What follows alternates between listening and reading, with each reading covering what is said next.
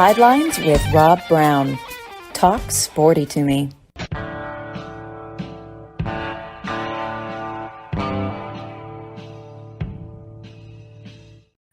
right, Rob Browne here with you on this Friday edition of Sidelines. I'll tell you what, NFL draft last night. If you watched it, it was pretty fun. But C.J. Stroud may get the quote of the night. Nobody believed in me, really. Boy, judging by the text threads that I read, you were the number 2 pick in the draft. Let's get Mr. Krabs in the world's smallest violin out here. Please shut up. Go do something now. You're going to get paid a lot of money. And Ohio State believed in you. They gave you a scholarship, took care of everything. You don't have to pay back a dime of your college education, unlike 98.5% of the students on the Ohio State University campus do. If you're a finance major, a pre-med major, or a pre-law major, you can't start practicing law as a sophomore and make a lot of money just because you're in law school. But CJ, put a sock in it and shut up, okay? You are so blessed. Instead of bitching about what you don't have, you ought to be grateful for what you got. I'm on a roll today, man. I ain't had coffee yet. Sidelines with you 6 days a week, Monday through Saturday, 8 to 10 a.m. Central, 50 hours plus of content a month. Follow us on Twitter at Sidelines_live, okay? We got a great lineup today. One of our best, Richmond Weaver from the upstate, Greenville, South Carolina. Not only does he do a great show in the afternoons, 104.9 in Greenville, but he is working on a documentary, the Super Conference, the SoCon, 100 years, 2.5 years into the making. When you watch these documentaries, I hope that you appreciate them. Just like if you've ever had a bottle of wine that was 150 years old, that's what it takes to make a true quality documentary. We're going to talk about that. Clemson, the ACC today. Coach John Brady will be on with us in the second segment. Hour number 2, Frank Duffy checks in from whereabouts unknown. He's the Daniel Simpson Day of the show. Has no grade point average. All classes incomplete. Bo Carter checks in from Dallas-Fort Worth in the Metroplex. But I got to say it. He will check in. And the intern, William Halliday from the Auburn Plainsman, will check in as well. A lot to do, a lot to cover. Let's bring him on in here now, Richmond Weaver. And Richmond, last night in the draft, you know what I'm talking about, C.J. Stroud. This draft, it's one guy being drafted, and you can't even fit all the hangers on in the screen with them. When you get paid one day for your documentary, deservedly so. I don't want to see 20 people up there unless they were helping you do it. But put that stuff in the bank and forget you have. Open up a bank account at the Bank of Anchorage and forget you have it, and live like you're making, $35,000 or $40,000 a year, because you're not going to have time to do anything when you're in pro football anyway. But did you watch much of the draft? I didn't watch a whole lot, to be honest with you. I had it on in the background. I think there was an aspect of, I felt Bryce Young, that was a done deal. He was going to go number 1, and I thought C.J. Stroud would go number 2. We know how important the quarterback position is, not only in the NFL, but just in football in general. You can talk about it on the college level and even on the high school level also. I mean, it is the most important position out there. If you want to win at an elite level, you have to have consistent play at the quarterback position. And a lot of times you have to have an elite level play at the quarterback position, because they can overcome some of your deficiencies when you have players like a Bryce Young or a Trevor Lawrence or Deshaun Watson, as I'm obviously a Clemson grad and going to lean to some of the experiences there. But it's that type of thing. But, you talk about C.J. Stroud, and I think there is something interesting that we're in this mindset of having to have some type of fuel, having to have some type of motivation that these players, these coaches have. And even like Kirby Smart, after winning back-to-back national championships last year, he's talking about that people were saying that Georgia was only going to win 7 games. And I'm still questioning, what are you talking about, Kirby? When did anybody ever say that Georgia was only going to win 7 games this past season? Everybody had Georgia in their top 5, but it's this way of manufacturing some type of narrative out there, some type of bulletin board material that you need. And obviously we can go back to a documentary, a docu-series that is The Last Dance, and chronicling Michael Jordan and how he felt disrespected and would almost revel in opportunities to manufacture some type of disrespect and would use that as fuel. So maybe this is something that CJ Stroud is trying to do, but you're seeing it a lot just in terms of guys coming up there and with Roger Goodell and, having the bro hug and all of that. Yeah. But it's also, it's the guys that, how are they going to now take that experience that they have in the NFL draft, but utilize it in a way where they're mature about it and understanding that this is, a great opportunity for them. And as you said, don't mess it up, because it's hard to play in the NFL and stay in the NFL, because it's one thing to have that talent, but I do believe what you have to have in combination with that talent is you've got to have a work ethic, because there's going to be guys that are going to grind, going to work harder than you. And if you're not willing to put that in, then you're not going to make it in the NFL. Yeah, and that's my whole point. CJ Stroud is a great quarterback. God, he is so blessed. And it's part of the victimhood mentality of our culture today. Everyone, somehow, no one thinks you're any good, and they're picking on you. And, enough of that. This guy is going to do, I think he'll do very well. And I think Bryce Young will too. I love Bryce Young. I think he's a good, high character individual. So you want a guy like that on your team. And I think CJ Stroud, I've never heard anything but good things about him. I don't know. Oh, I agree. Well, and here's another thing that I do think is interesting, because the world that we live in, and as much as you and I can say that, hey, where's the narrative that nobody believed in CJ Stroud? Well, I guarantee you on Saturday afternoons, there's a lot of people that are blasting these players on social media for an interception, a fumble, a misplay, whatever it is. And they see it. They're on their Twitter feed, they're on Instagram, and unfortunately, that they see it, and so they're almost viewing that as a narrative. And we know that's just the fanatics out there that are obviously carrying it too far, the thumb gangsters out there. And it's sad that we have those type of situations that are happening with these players, because I do believe it does affect them on the mental side. Yeah.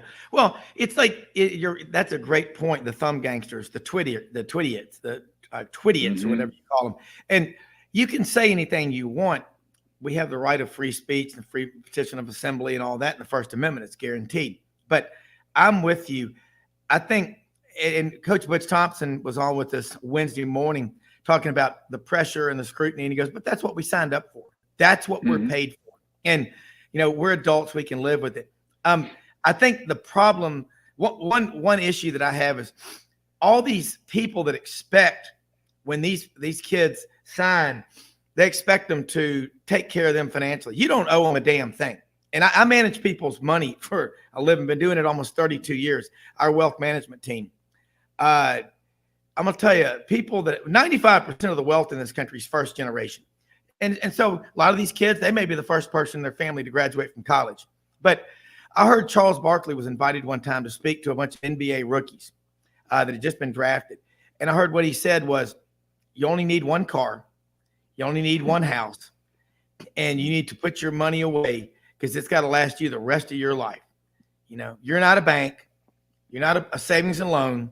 And that, all these people, and I noticed up there, I don't know what's going to happen with, the big guy, defensive tackle Jalen Carter from Georgia. I don't know. But, it did cost him, the deal with the car wreck, which was a tragedy. We know it is. But he went from being a number 1 pick to way down to number 9. And that cost him some money. And I don't know what's going to happen on that. All right. But, Richmond, you got to be able to trust. That's the only way you can have a relationship. If you're dating a woman, man's dating a woman, woman's dating a man, You don't trust somebody, there's no relationship. And there's no relationship without trust. So I think they do way more background vetting than we realize, don't they?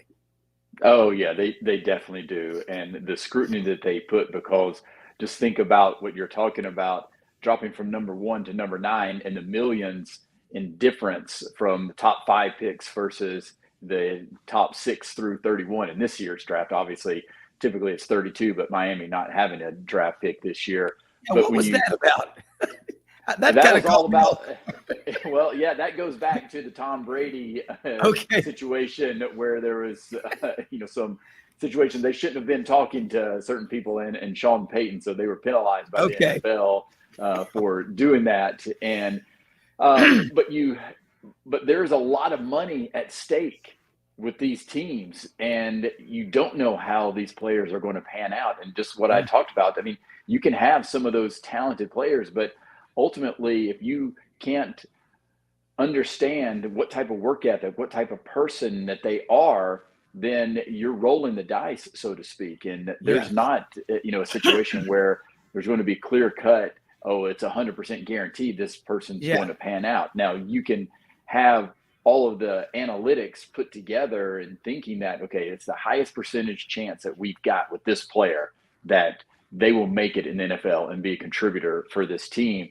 But yeah, you better believe they're doing their homework. And I've always said that if you're good enough, they're going to find you. And Cam Newton just recently came out a couple of weeks ago and said the same thing to a group of high school players, is that, these Alabamas, these Tennessees, these Auburns, these Clemson, they're looking out for them. They're looking out for their organization. So you have to make sure that you're doing the right things to put yourself in the best position for success, but don't be fooled that they can't go find somebody else. So if you're not willing to put in the work, put in the effort that you need to do, they'll go find somebody else, because somebody else is going to outwork you. And that's almost similar to what Charles Barkley is talking about, is that, and then once you get there, you have to make sure that you're protecting yourself and not just going out there and like, oh, I've made it, because you never have really made it. It's always just a process. Yeah. In Richmond, one of the things I've noticed is that every NFL player that we talk with, when you ask them if they played 5 years or 7 years, whatever they played, say, well, what happened? Did you just decide? They said, no, they found somebody bigger, faster, stronger. It's kind of like, Steve Austin and the $6 Million Man. We can rebuild him, make him faster, bigger, stronger. But that's how it goes. And that's why I think you've got to be in the NFL 4 years to get the pension. That's right. That's a damn good pension to have. You got to be in the military 20 years to get a pension. So, man, let's think about it. Which one's more dangerous? Being a Ranger, 3rd Ranger Battalion, 75th Ranger Regiment, living on that notice that anytime that phone rings, you could be going God only knows where. Put things in perspective. That's why I don't like it when people say we're going to war. You ain't going to war. It's a game. And it is, but there's a lot at stake, and I respect that. And what I like about Dabo Swinney at Clemson, and I don't know him. You do. You're around him. He's got a great culture there. He seems like he has good people. He recruits people that fit in the program. You get a kid from Clemson, and DJ, things didn't work out for him at quarterback, mainly because people couldn't pronounce his name. I'm very good. I can speak Spanish. I can speak English, and I can speak South Alabama. I can speak a lot of dialects. DJ Uiagalelei. Say it. Uiagalelei. DJ Uiagalelei. It is. Yeah. DJ Uiagalelei. Yeah.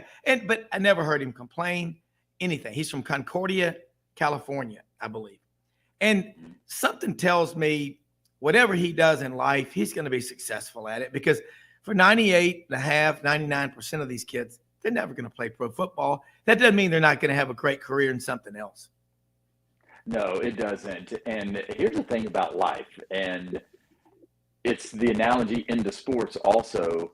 And I've seen it firsthand so many different times, and even working on, a documentary where I was able to follow the Furman men's basketball team with head coach Bob Ritchie this past season.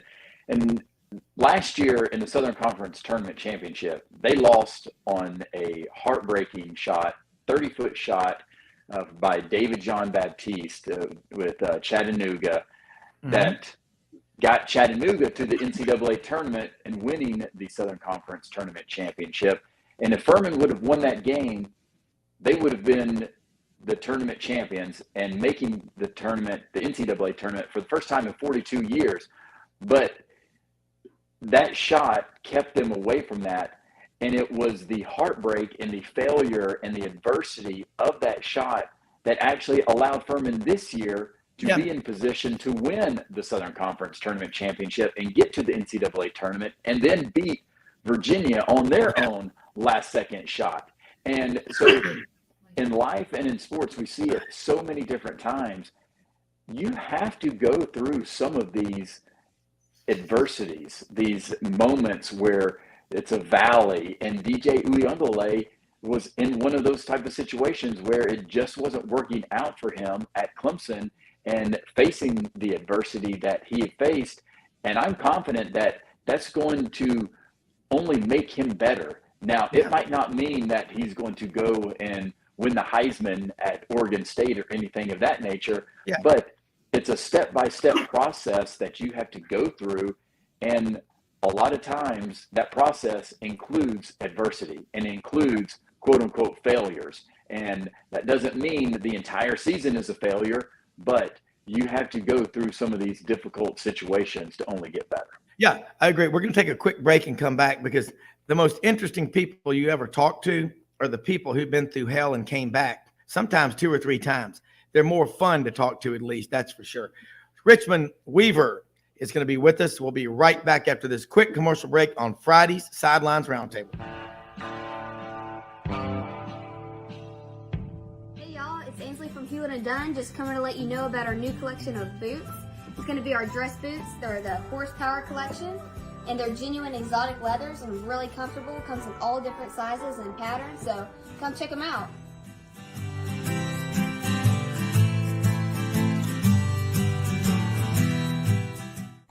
Red River Ford and Toyota, located in Wynne, Arkansas. If you're in the market for a new or used car, truck, or SUV, call, go online, or drop by and see them. Located 45 minutes from Memphis, go off the 4 City exit on I-40 and go north about 15 minutes on Highway 1. Easy to work with and still believe in customer service. If you live out of town, they will deliver your vehicle to you. RedRiverFordToyota.com. Just see what they can do. Strengthen your seed zone this spring with quality tillage equipment from House Industries. Located in Cherry Valley, Arkansas, House Industries specializes in manufacturing superior equipment that will minimize your downtime and keep you working in the field. To ensure the highest quality control, all design, fabrication, and testing takes place in a 99,000 square foot manufacturing facility located right here in the heart of the Delta. Locate your nearest House equipment dealer online at houseindustriesinc.com. House Industries, breaking ground. Sidelines with Rob Browne. Talk sporty to me.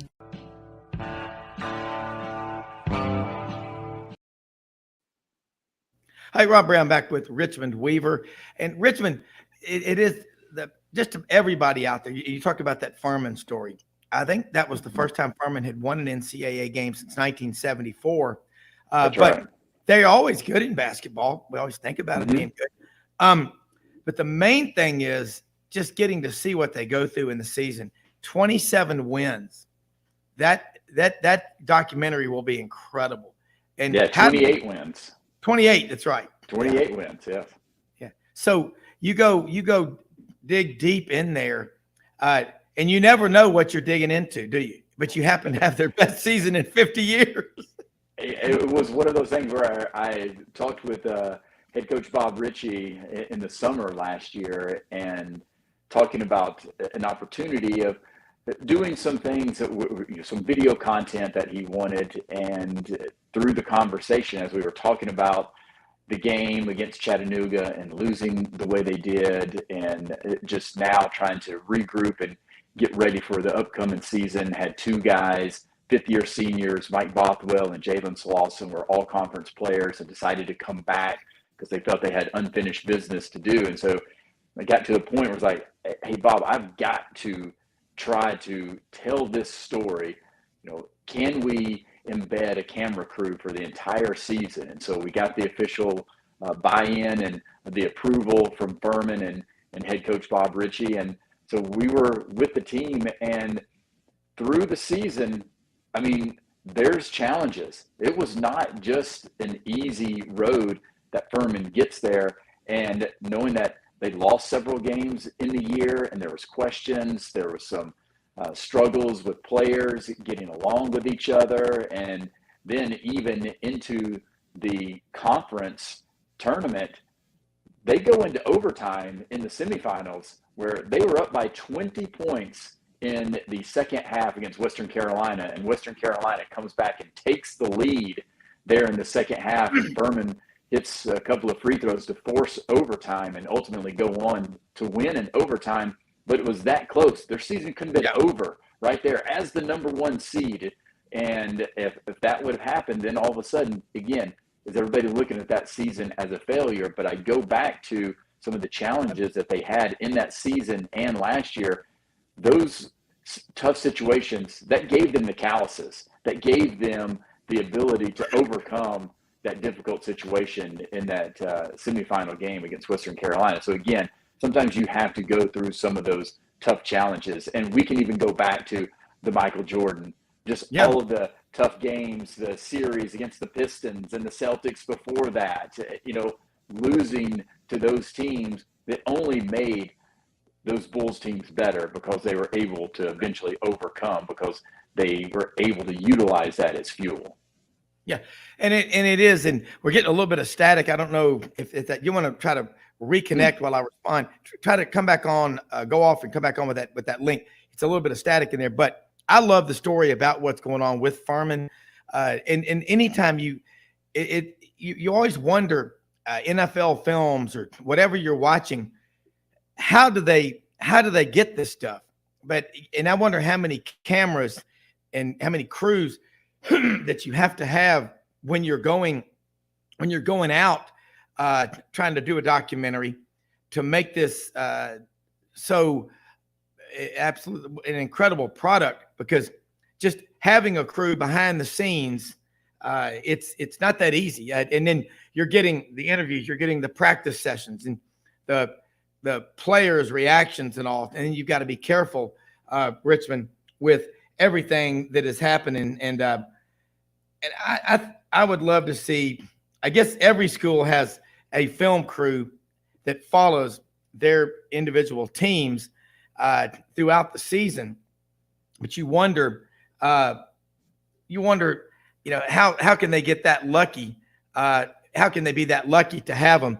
And Coach John Brady is I'm going to bring in, whoops, here we go.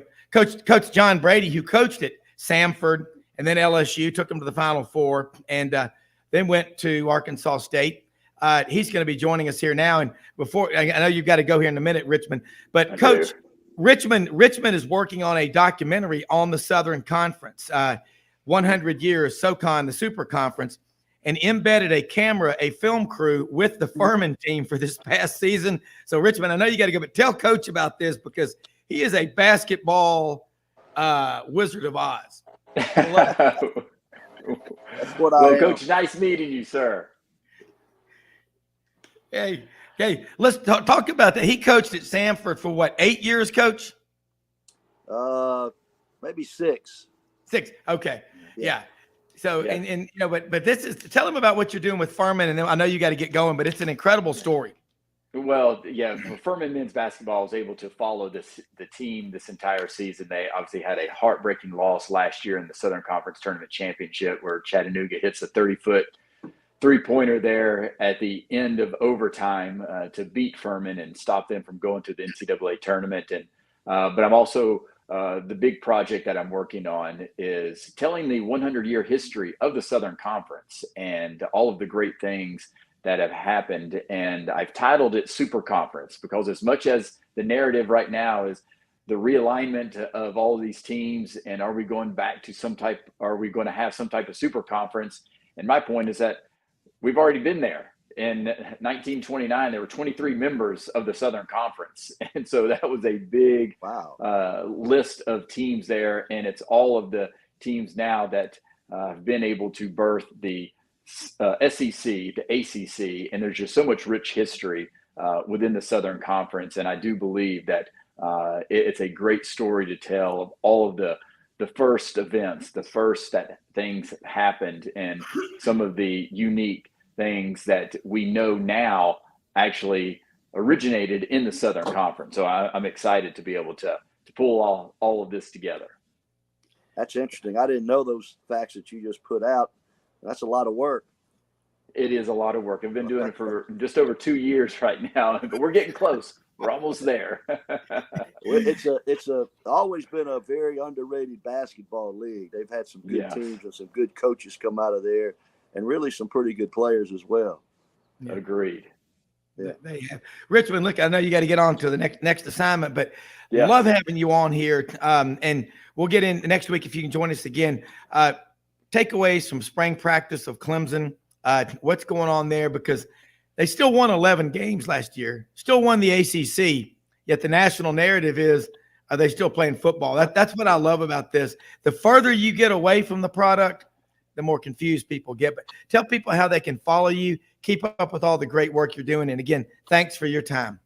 Yeah, as always, yes. And Clemson is 21-6 over the past 2 seasons. And that's a disappointing aspect from the Clemson fan base. And so the narrative is, okay, how can Clemson get back to the elite level? And I think a lot of that has to do with, it's more on the offensive side than the defensive side. And that's the biggest question marks, especially at wide receiver for Clemson. But I always appreciate it, Rob. Thank you for having me on. And anybody can follow me through Twitter at Richmond Weaver, and also my daily show here in Greenville on 104.9 Fox Sports Upstate. All right. Love it, man. Great stuff as always. Have a great weekend, Richmond. Yes. You guys do the same. All right. Thank you. All right. Hey, Coach, 2.5 years into that documentary, it is, wow. Another friend of ours, Norman Jetmanson, from an attorney in Birmingham, and David Cruz over in Oxford, spent 6 years doing a documentary called Sewanee 1899 Unrivaled, about that winning 5 games in 6 days. They had to do a road trip because they needed the money back then. And they went to Texas A&M, LSU, Tulane, and then up to Memphis to play Ole Miss at Crump Stadium. And on the 7th day, they rested. I've heard a story like that before somewhere. Yeah, I have to. It's in the good book. Yeah. Right. Hey, everybody wants to know that Twitter picture, because my kids, Max and Wilson and Hallie, growing up, watched all the great movies with me. Animal House, Raised in Arizona, Kingpin, the greatest bowling movie ever made. You played golf in Palm Springs with Woody Harrelson. I would have loved to have said a sequel to Kingpin. I mean, let me the rubber let me hand. Explain that to you. It's not the Woody Harrelson that you're thinking. Oh, It's the Woody Harrelson from Jonesboro, Arkansas. okay. He lived right across the fairway from me at Ridge Point. All right. I'd be on my front porch and could holler at his back door when he was out cooking. I love it. Well, we were in over in Atlanta. I thought, I'll never forget that we were over in Atlanta for the baptism of Mallory's daughter, Chandler Elizabeth, and Ray Osment and his wife Dina were there with us from Jonesboro, and he knows you, likes you. Everybody does. Everybody does. But I will tell you, I'll never forget that scene in Kingpin when he puts that rubber hand down in Reno for the World Bowling Championship. She goes, "Where'd you get that?" "Oh, what, the ring?" She goes, "No, the rubber hand." He goes, "On aisle 7 next to Glass Eyeballs." God, that's one of the greatest movies ever. And Bill Murray, that comb over he had at the end when he was that's on the Mount Rushmore along with Gene Keady. But that's exactly. Gotta love it, Coach. You were out there. You've worked your whole life to enjoy going out to Palm Springs and playing golf. Are you close to a scratch golfer? Oh, no. My handicap at 15-2 travels well. Yeah. Okay.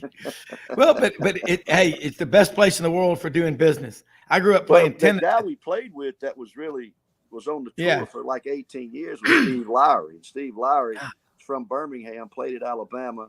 Yeah. And he lives out there at a place called Halliday that is incredible. Yeah. And, he played with us a couple of days, which was really cool as well. Yeah. Well, I mean, golf courses are always in beautiful places. It's like if you ever go trout fishing, you're always going to be in a beautiful place. The water's going to be cold and clear. There's going to be some mountains around there, unless you're going to a lake where they stock it or something. But Coach, we had a death declared on the show by Doug Dean, one of our members. I think you've been on with Doug down in Birmingham. The death of the Blue Bloods in college basketball being ascended to the coronation, to the Elite Eight and the Final Four by what happened this past season. I love having you on. I learned so much about basketball having you on. You on the LSU Basketball Network as color analyst. You know these coaches, you talk to them, but I think we saw in the Elite Eight this year, maybe one McDonald's All-American, and in the Final Four, no McDonald's All-Americans, not many one-and-done types, but a lot of true teams and all like that. What does that say about the future of basketball? I mean, Kentucky, Duke, North Carolina, Kansas, they weren't there for the big party, but Florida Atlantic was. San Diego State was. I think, that's terrible for TV. Well, I love competition. The best teams are going to work their way out of the fight, aren't they? Well, way back, I think if Bill Self would have been there, Kansas may have advanced another round or two. I do. I agree with that. Let me throw that out there because I got that kind of. I think Bill Self is that kind of influential coach on the bench with his team. So, nothing against the assistants, but it's just when the head man's not there, it makes a little difference. Yes, it does. But to your point, I've always said when this portal thing hit and they were having the turnover of rosters as they do, the coach who can put together a team in the shortest period of time and be the most effective to have them play together, understand each other, build all the things great teams need, the camaraderie, the sharing, the unselfishness. I think coaches who can do that are going to win the most. And to your point, the San Diego States, Florida Atlantics, those teams have been together for 2 or 3 years. And I think you may see more of that, some mid-major type teams that have had players together for 3 years or so, sprinkle in a transfer probably to fill a need as we used to do with junior college players. You may see more of that. I think it may be an indication, but I think over the next 2 or 3 tournaments, we'll see the trend and what's really happening. And maybe this portal and the transferring, it may settle down to a degree because I'm still under the belief, some of my best players were freshmen. Brandon Bass was a freshman. Yeah. Lynn Davis was a freshman. Torres Bright was SEC Freshman of the Year in the SEC. I still think Tyrus Thomas was a freshman. I still think there are some freshmen out there that can come in and play immediately and be a factor in that team winning. I think now some of the thought process is, well, I'd rather have an older guy averaging 7 points a game that's been there than a freshman. I'm not so sure that is the truth. Yeah. Well, I think, again, you're a very quotable coach. Something you said back several months ago during the season about lottery picks. You said, I hear this every night about, we got 2 or 3 lottery picks on this team. You said, let me tell you something. I've coached a lottery pick or 2 in my day. Lottery picks don't go out there and put up 6 or 7 and 2 rebounds. They go 20 and 12 night in and night out. And that's what I love about you because you're a truth broker. Well, these guys, if I'm coaching a team and I'm saying I got a couple of lottery picks, and I'm 15 and 10, you got problems. You better kind of downplay that a little bit. Now, if you're 26 and 2, I got a couple of lottery picks. My players are really good, but I think some of these players they get overrated quick. Their reputation grows, and they haven't really done anything. And it's not really fair to the player, because until he gets in at that high major level and plays against other players, you can't really tell sometimes how good he is in terms of playing the game 5-on-5. There's a lot of guys who run and jump.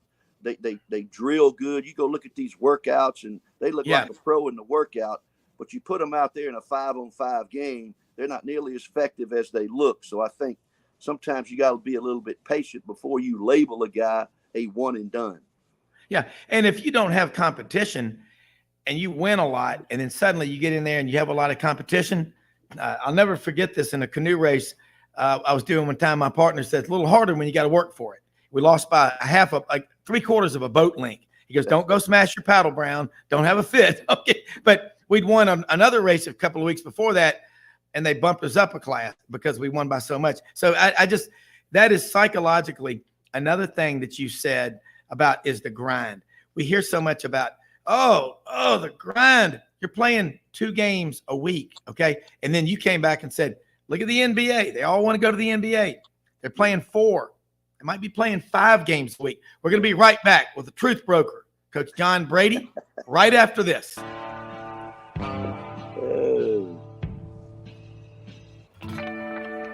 Hi, I'm Eleanor Maynard, a 4th-generation residential broker with Hobson Realtors. Inventory is still a record low in Memphis, and the demand for more supply is continuing to spread across the Mid-South. Rates are starting to stabilize, which means the number of buyers is picking up daily. If you are interested in taking advantage of today's market, please give me, Eleanor Maynard, your Sidelines Live residential specialist, a call today, and let's discuss your needs. 901-761-1622 or directly on my mobile, 901-219-1905. That's 219-1905.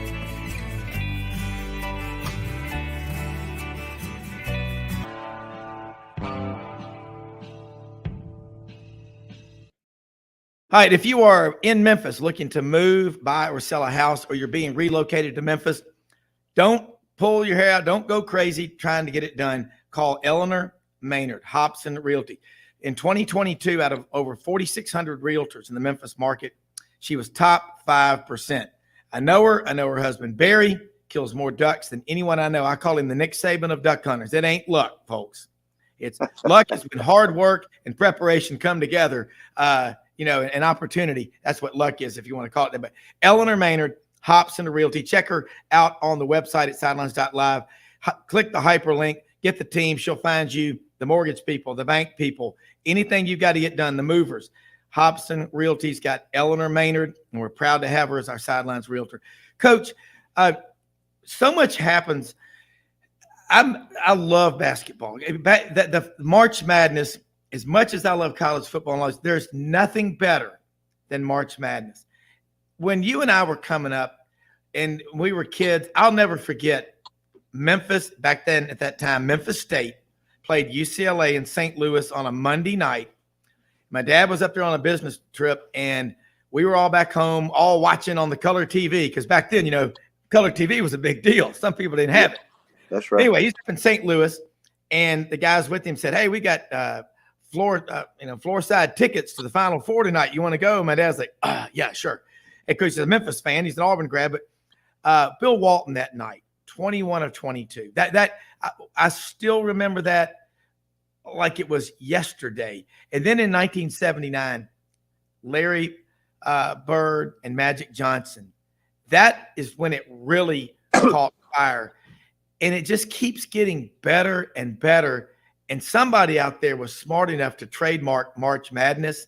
But, man, we can't have that many teams in football. But when the Final Four is over, now they're doing a better job of keeping the season going on year-round because of the camps and everything. But if you're a coach, you've been to the Final Four, what are you telling your team right now to get ready for what's coming at them?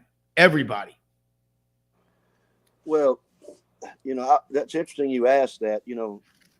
I'm involved with the LSU team a little bit, and not in anything about coaching them, but to observe them and being around them and watching how they deal with things. The past couple of springs and summers at LSU, they had 4 or 5 guys trying out in the pros and running around here and doing this and doing that. And they didn't have much off season because they were all putting their name in the draft and going to work out for people.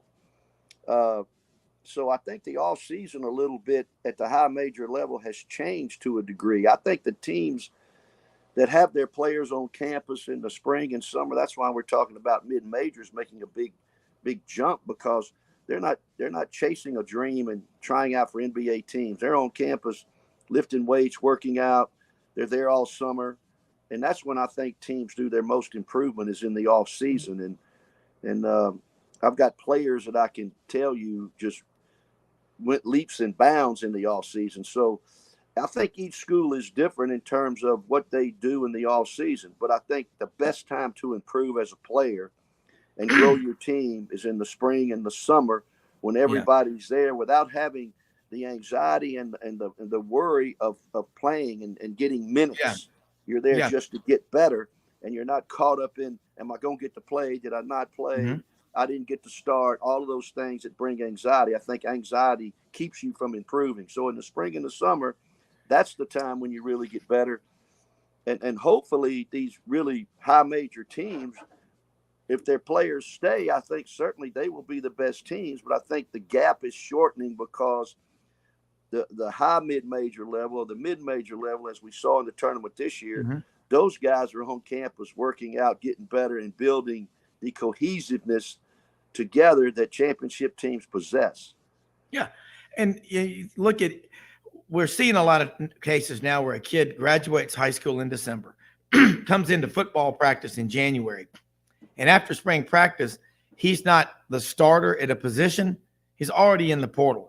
And I think that'll work itself out, just because the stories will be out there of people going, no, what you got to do is you got to stick it out where you are. So the portal is now, instead of I got cut by the coach, or, I was good, but I wasn't that good.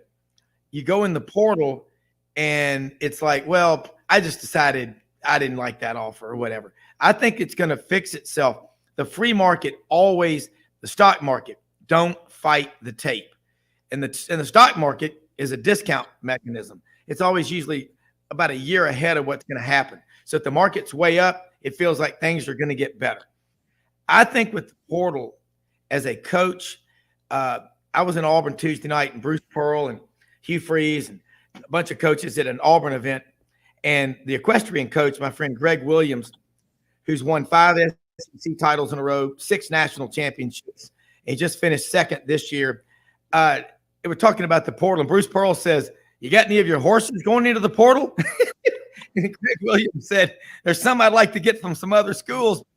It's that crazy. And then Bruce Pearl said, "Y'all, NIL and the portal, all the stuff you hear," he goes, "if you think it's crazy, just multiply that times 5.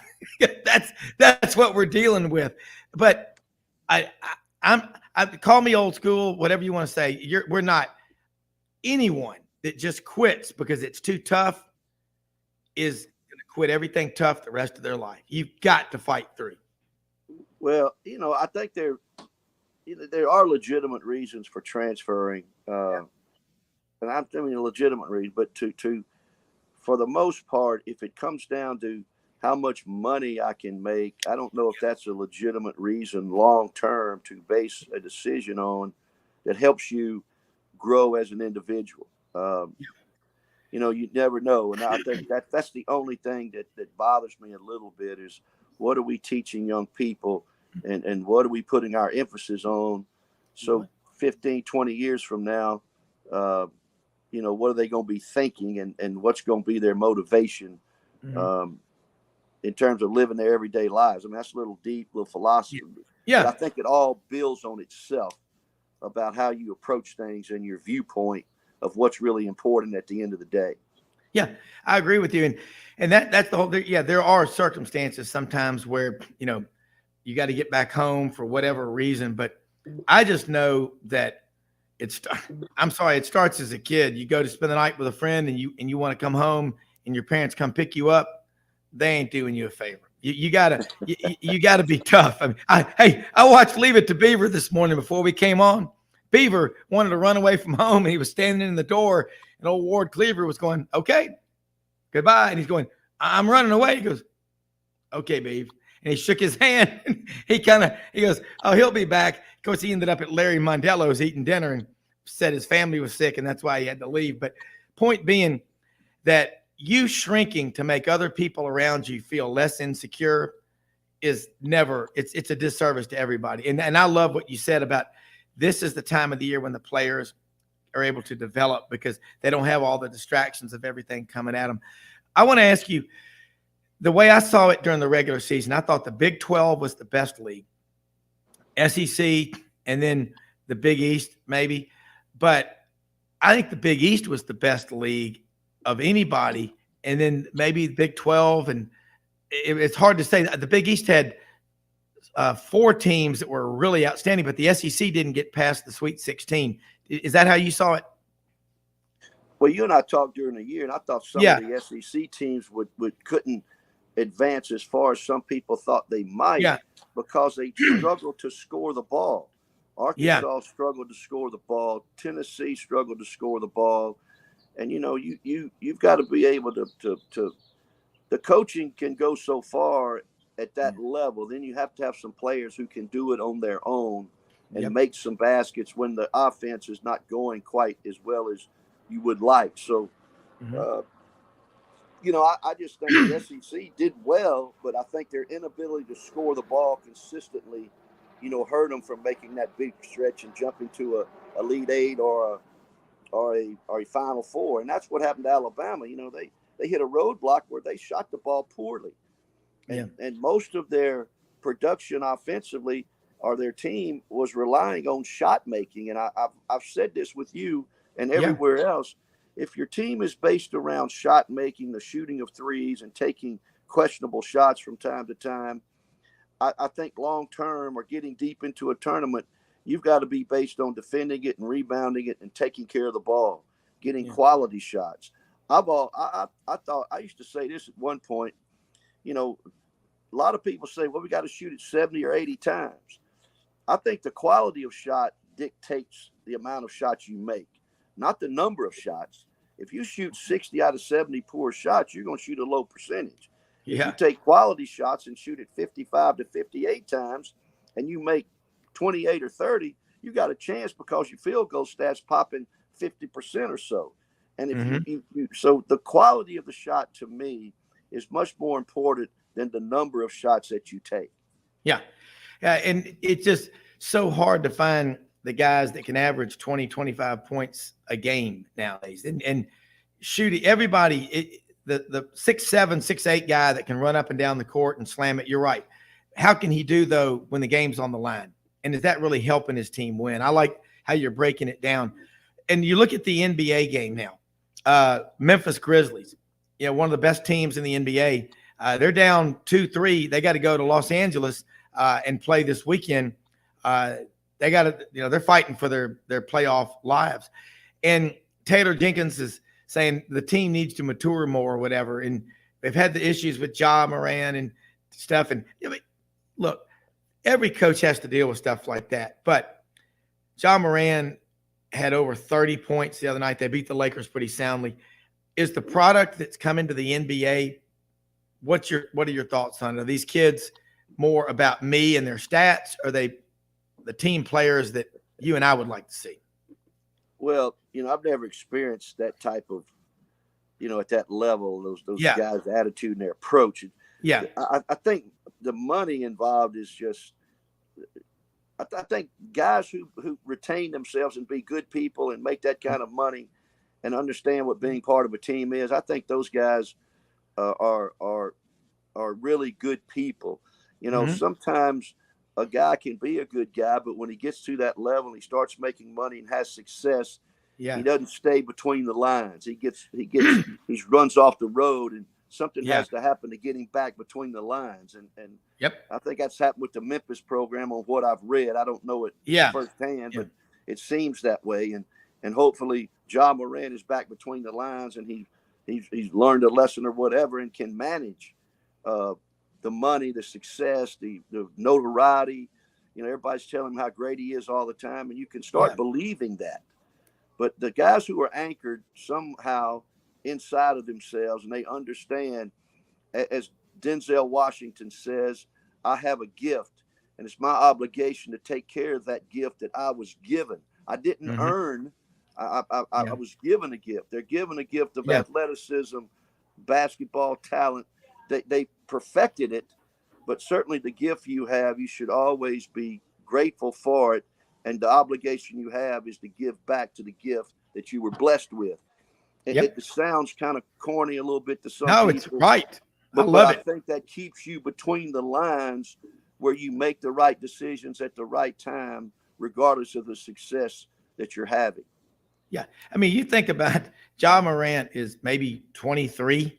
He's got a contract for $250 million.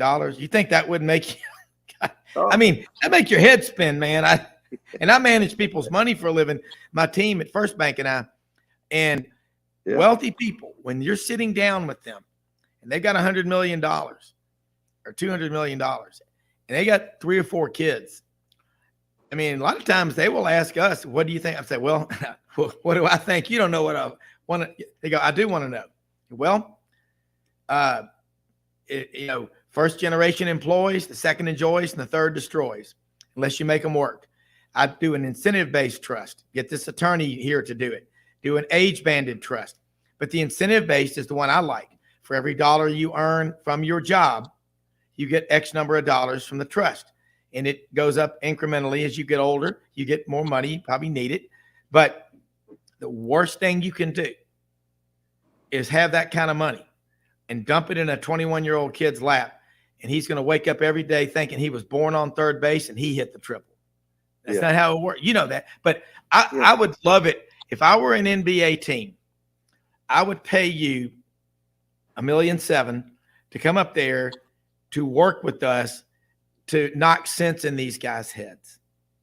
Because when you're out there being involved with people that are putting laser, you're a living brain donor. You know what I'm saying? You got that kind of money because in the contract, doesn't it say, if you do this and do that, we can take away this money? I bet it does. All those contracts are probably structured so differently. Yeah. And I can't speak on that, but I do think there's a way to conduct yourself regardless. And we've regardless of what level you're at. And I go back to, the LSU Iowa girls situation. Yeah. My opinion of that is both of those young ladies were wrong. Yeah. They shouldn't allow taunting in any way, on any level, because you allow and you encourage that sort of behavior. Pretty soon somebody's going to hit somebody, and you're going to have a fight on the floor. And I think, I just think, you win a certain way and you lose a certain way. And those are lessons that I think coaches teach.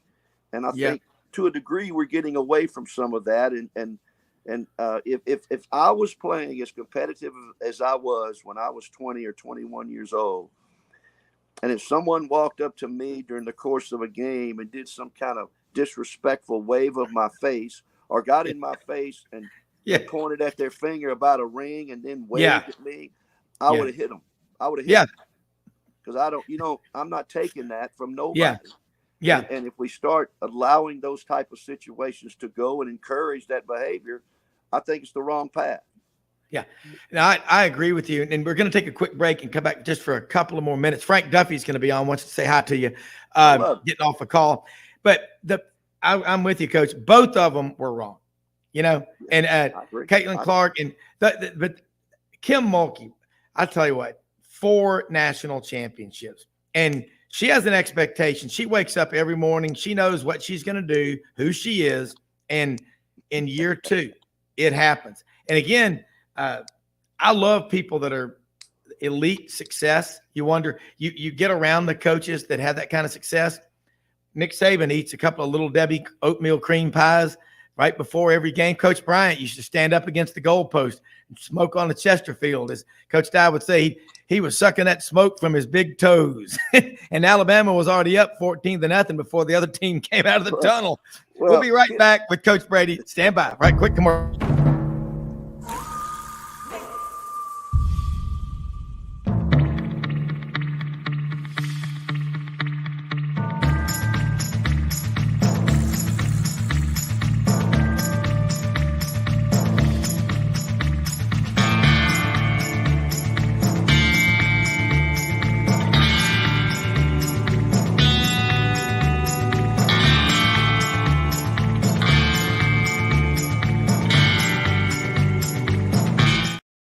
Okay, Rob Browne back for a few more minutes with Coach John Brady, and the wit and wisdom that you bring having coached, and I also think you're smart. I haven't coached in the NBA. I certainly had, and you have players who've gone to the NBA.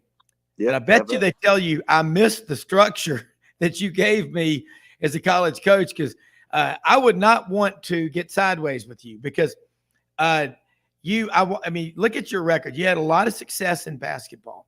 But it's hard as an NBA coach to be the lowest paid guy in the room in a lot of cases. And these guys think because I make more money than you, I'm in charge, and it doesn't work that way.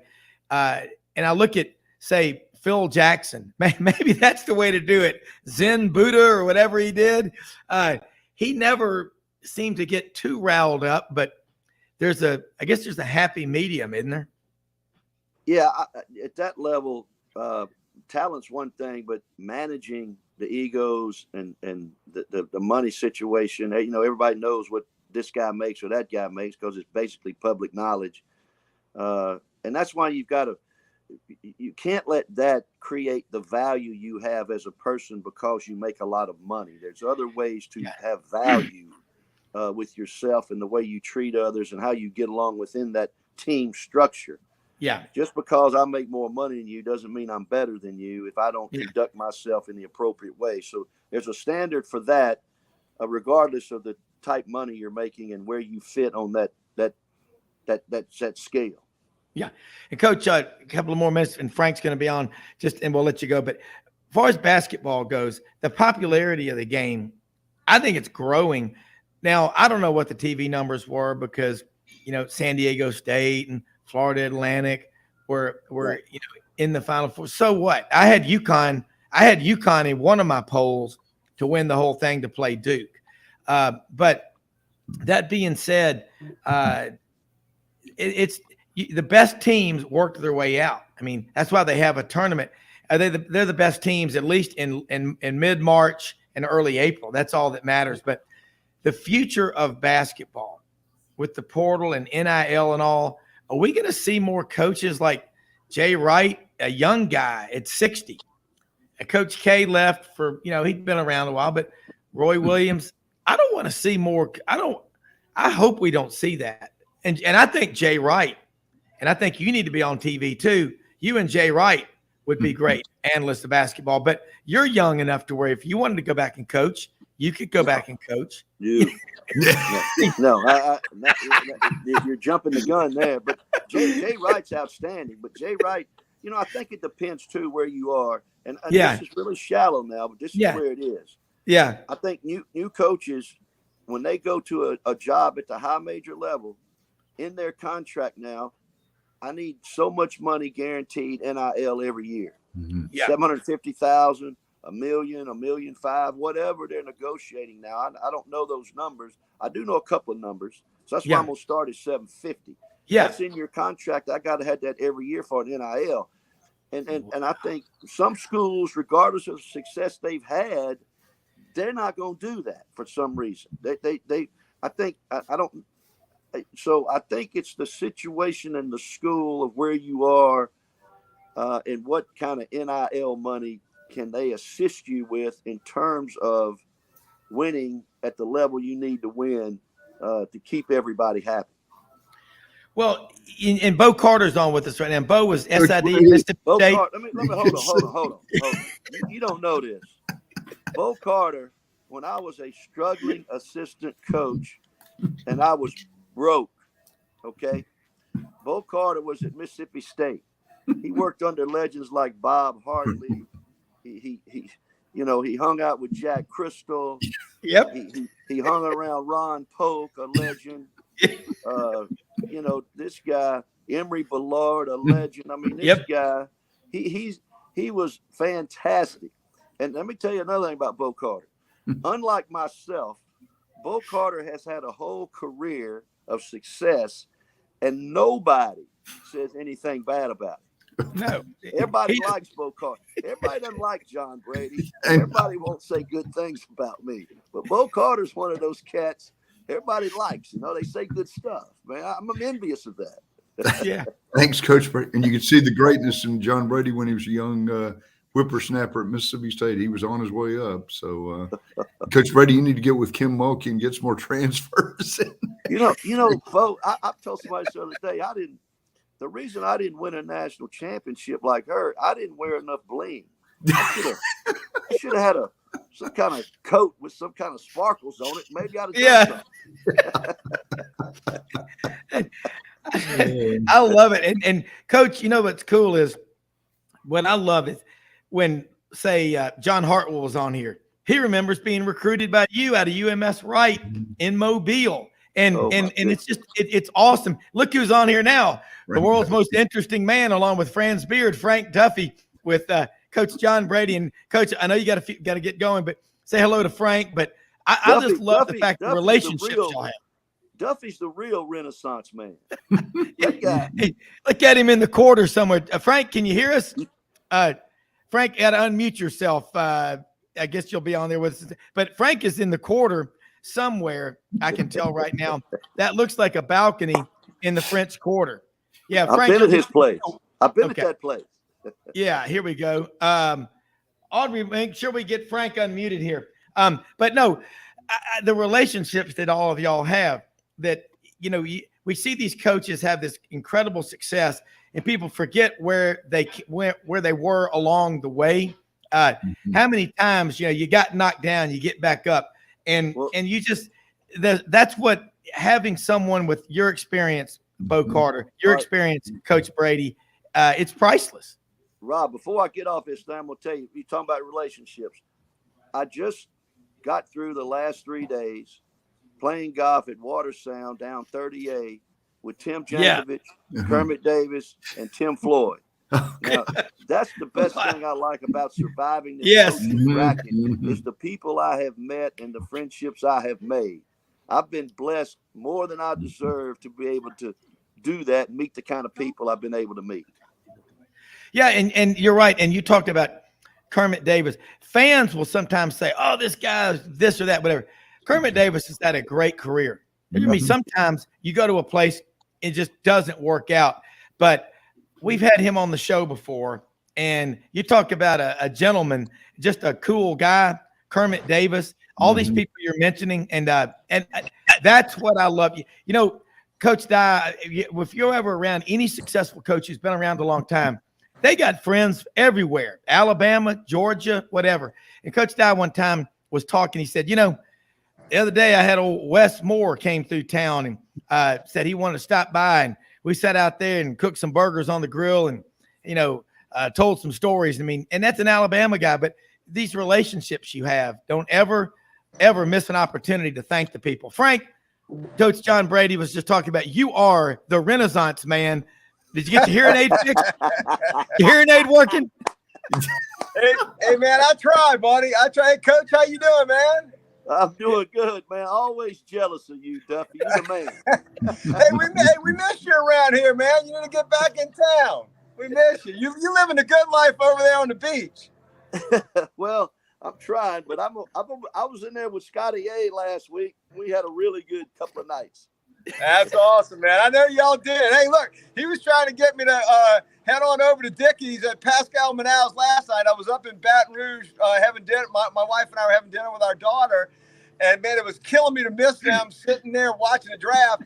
And then I get a text from Scott at like 10:45. Hey, we're walking over to Lafitte's blacksmith shop. Come on out. I was like, dude, I'm gonna sleep for an hour. I can't do that.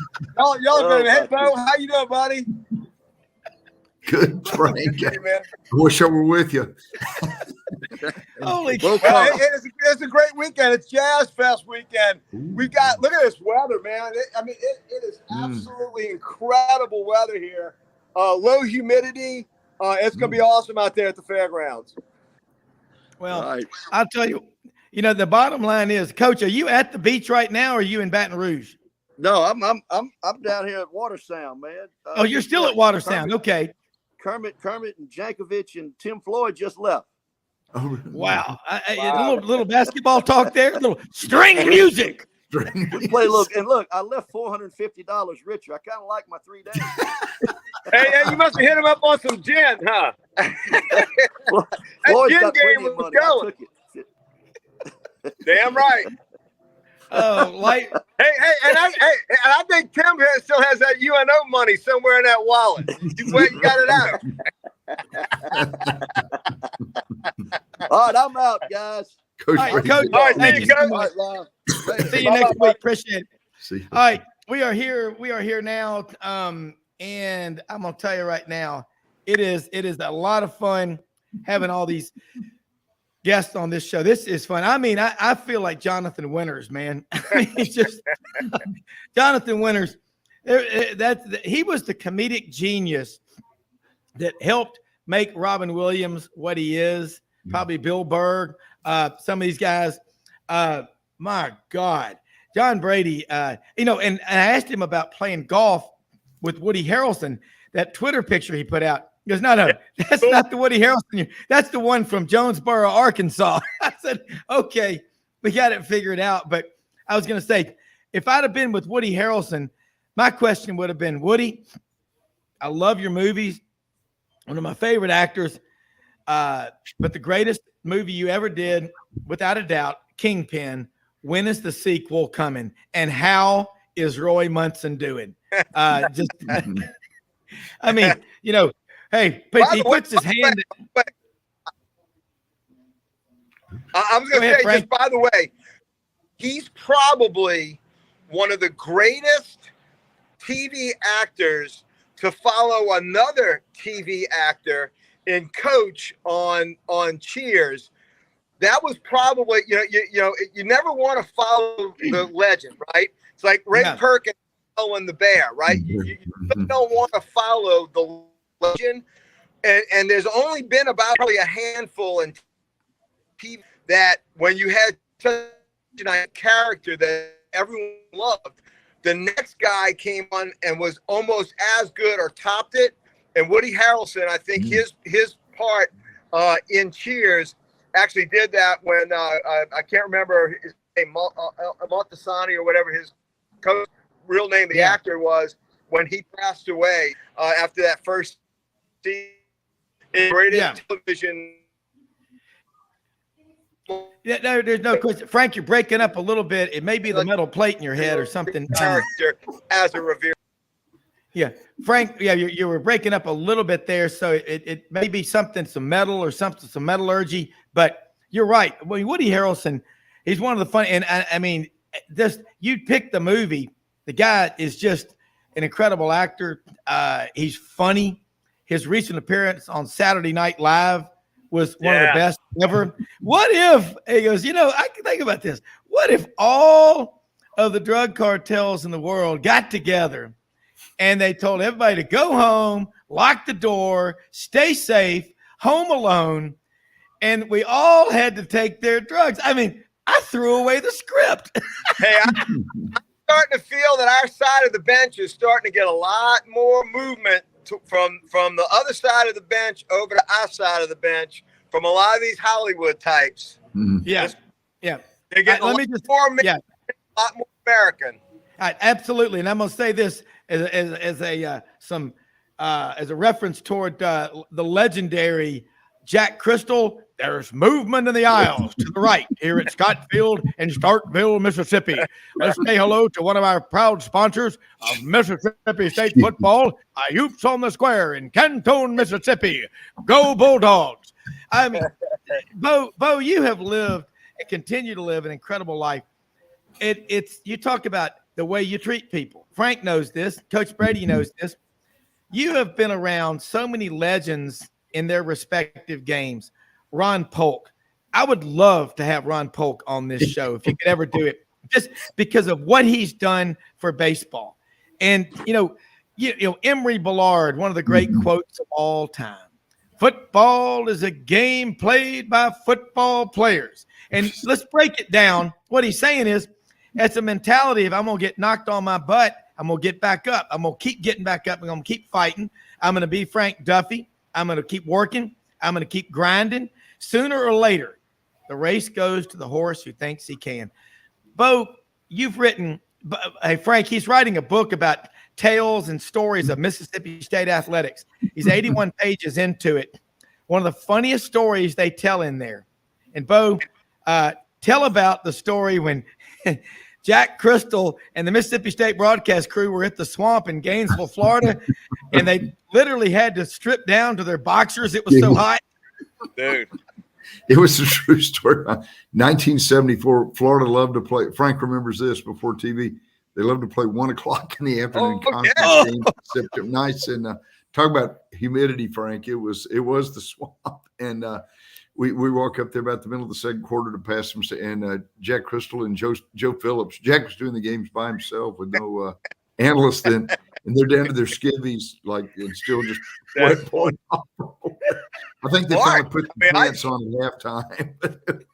and you know they had polyester pants. Those things wasn't breathing worth a damn in 1974. I mean, Hey, I remember in '86. I remember in '86 going to a road trip there, and literally you could see the heat coming off. Back then it was AstroTurf, right? It was that old AstroTurf. God, heat was gone. It had to be 130 degrees down there on the playing field. I mean, it was like 105 stands. I mean, people were passing out left and right. The line for the frozen orange juice at Ben Hill Griffin Stadium wrapped around twice, man. Frank, do you remember Orange Julius in the malls? Oh, yeah, absolutely. And that was the only thing you could get there. Absolutely. Yeah. And by the way, on those trips into Gainesville, we would hit the Purple Porpoise around 7 or 8 o'clock on Friday. And they sweep us out about 2 o'clock, 3 o'clock in the morning. So you got in there for that early morning kick, and I'm telling you, it was about a noon kick. And oh my God, the alcohol that was just pouring, the sweat was pouring off of you. You could get a contact high just sitting next to your buddy, and of course, in most stadiums, like Saban will have you up in the rafters, right? Yeah. Up in Bryant-Denny, you're way the hell up. Not in the swamp. They get the visitors down low where you got no breeze. You're in that freaking snake pit. Oh, dude, man. One of the worst seats I ever got was one row behind the LSU bench one of those years. And I mean, I was smelling the plastic evaporating on the hold that thought. We're going to take a quick break. I love this stuff. We're going to be back. Frank Duffy, Bo Carter, Rob Browne, Friday Sidelines. God bless America in a moment. Be right back.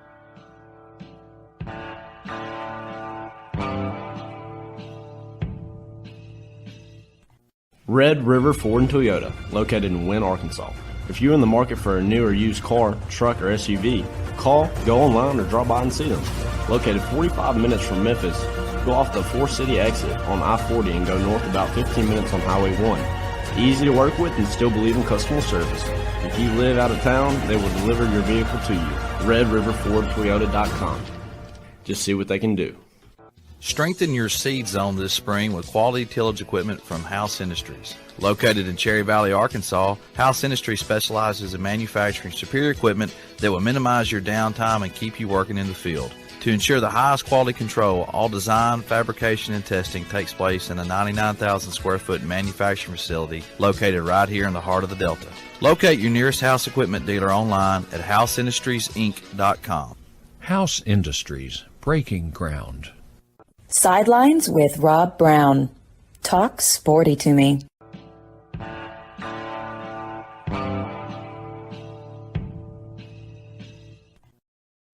All right, we're bringing on Billy Ray Valentine, the intern William Halliday from the Auburn Plainsman, and as he is learning to be a true grit journalist with Bo Carter, Frank Duffy, and Rob Browne. And just got this text from our good friend down in Demopolis, Alabama, Curtis Lowe.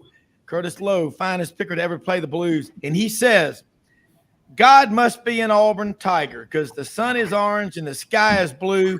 And by God, you can't get to heaven in a red canoe. Woo-hoo! Yes, sir, I'm drinking some Jolt Cola here, folks. I highly recommend it. But William, how are you? And what are you writing about right now? We have had a wild show this morning. Frank is he's got the ankle bracelet on over there at Parchment. He's out for a little while in the French Quarter. Bo Carter is at the Nervous Hospital out there in Dallas right now. And we are talking, we've had Carl Childers on from Benton, Arkansas. Hey, guys, can y'all hear Rob? Yes, sir. Yes, sir. Go ahead, Frank. Frank, are you there? Okay, William, jump in here. William, Frank was experiencing some technical difficulties there. We interrupt this program to bring you this special bulletin. Remember the old days they have the organ music playing like at a funeral home in the background? He goes, we are experiencing technical difficulties. That used to happen when Mildred back in the day would call Feinbaum on live radio, and she'd say, I'm out here just petting my cat. And he'd go, he'd go, we'll take a break. We'll be right back. And hope we have careers after this. William, what are you writing about right now? I'll tell you the story of the day right now. And Frank Duffy and Bo Carter and I want to hear your answer. So does the rest of the civilized world, even people in red canoes. Storming the field after a game. I know you grew up going to concerts with the mosh pit, and just the wildness and the craziness like we did.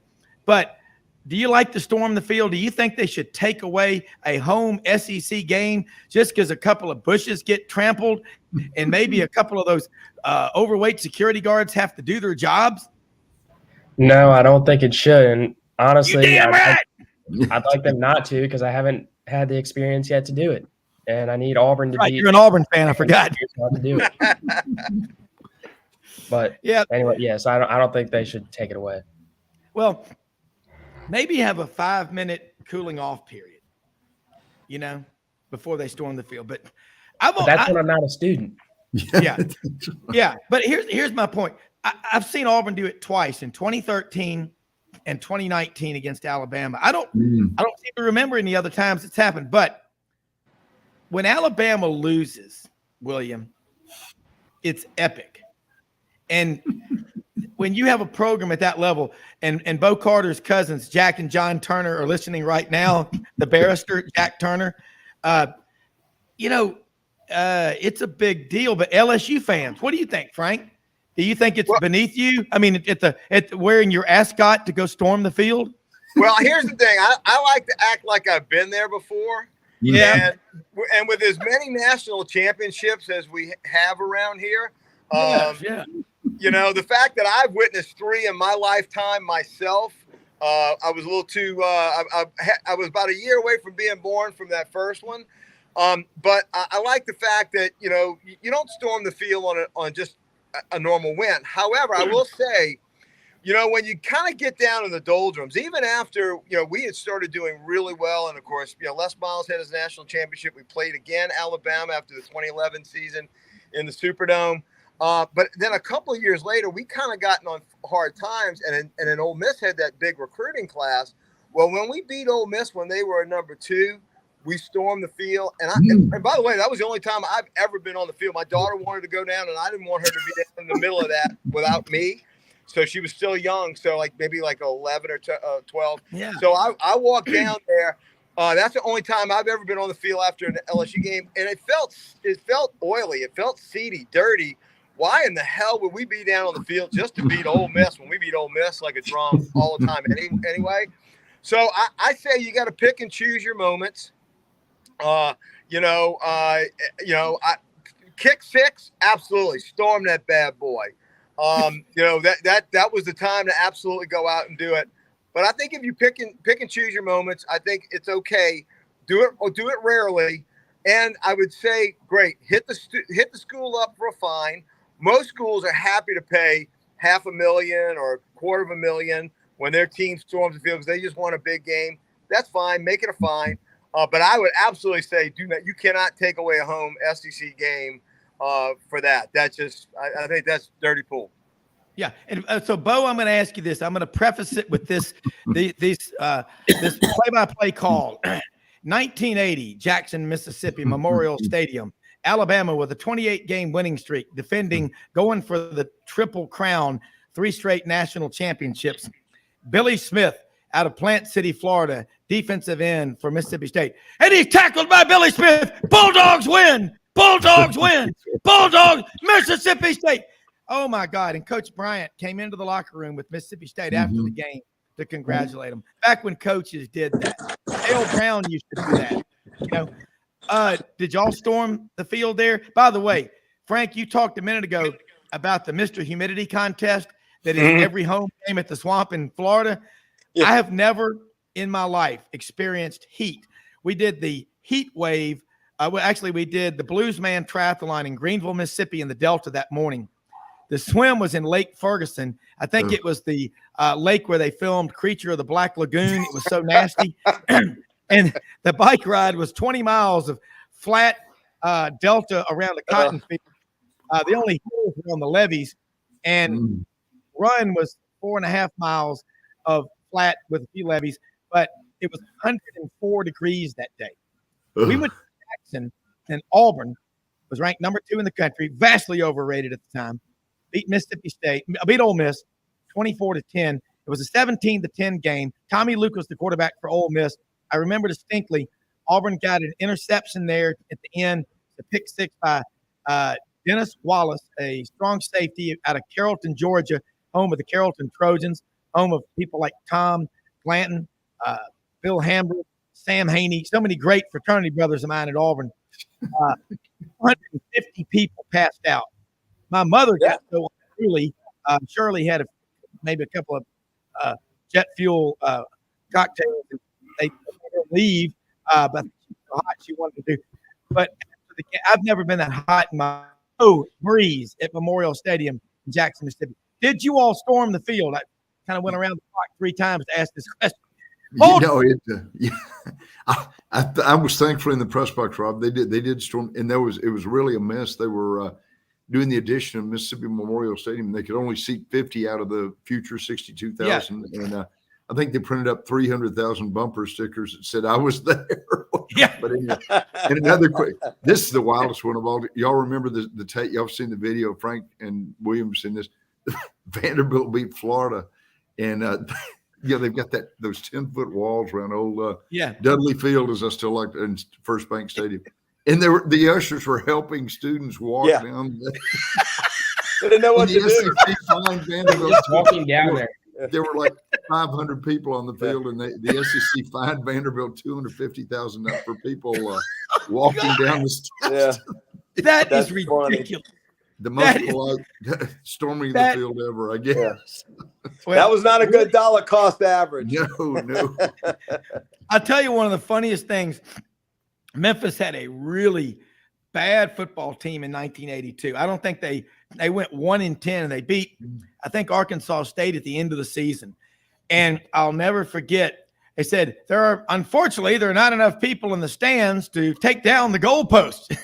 And after the game, I'll never forget the TV sportscaster on Channel 5, Saturday afternoon, Bob Burks was on TV, and he was doing the sports news, talking about the Memphis victory at the end of the season, a bad season.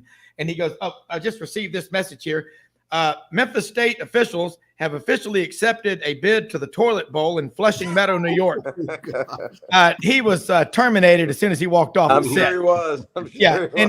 But you think about that. William, let me tell you something I'm sick and damn tired of. I'm tired of your generation getting called out and blamed. And y'all are great kids. I've got them 22 to 34. Y'all are great kids. You're our kids. And you're going to be what we expect you to be. If we have high expectations for you, you're going to do great things. I have great expectations for you. Frank does. Frank's got 2 kids. Bo, how many kids you got? Oh, a lot of nieces and nephews and a couple of great nieces and nephews. Yeah, there you go. Okay. And you know what? We have high expectations for you. Storming the field. Here we go. It's okay. But like Frank says, it reminded me, Frank used to work at the carnival guessing people's weight until he guessed wrong one too many times. But feeling kind of seedy being down on that field, I think it's okay. Just act like you've been there, William. What would you, if you wrote a story right now, if you had a column for the Auburn Plainsman, what would your position be? My position would be, it would take away the college experience of getting to storm your field and be happy for your university and be able to show your school spirit. There you go. Good answer. Perfect. That, William, Bo, Frank, y'all take it. I love that answer. Yeah. It is the college experience. That it is the fun of doing that. I tell my daughter that all the time. She's a junior, about to become a senior next year. It's gonna be her last year. She's on path to graduate in political science. They had like a big concert last night. She's an intern at the Capitol. She works in the governor's office, right, as an intern. And I told her, I said, honey, this is the greatest years of your life. I said, you make every road trip if you can make it and still get your studies done. Don't lose your scholarship. Dad doesn't want to have to fork over an extra $15,000 a year, but keep your scholarship. But you go to every game. Go stand out at the PMAC because Kentucky's coming into town for a basketball game. Yeah. I mean, get the full experience. Absolutely, you do that. Of course, she feels a little cheated because, of course, she missed the Joe Burrow year by 1 year, right? One season. And then they come in, and then COVID's in the middle of it. And she couldn't even do rush. She couldn't do it. I mean, she missed all of her high school stuff. So I told her, I said, look, you're catching up for lost time now. We're back to colleges as normal, thankfully, not mask bullshit and vaccines and all that crazy. We're back to it being normal. I said, utilize this as best you can. So, if you want to run on the field, run on the field. You want to go toilet. Hey, she told me yesterday, I didn't even know this. Her and some of her friends snuck into Tiger Stadium one night during the midst of COVID.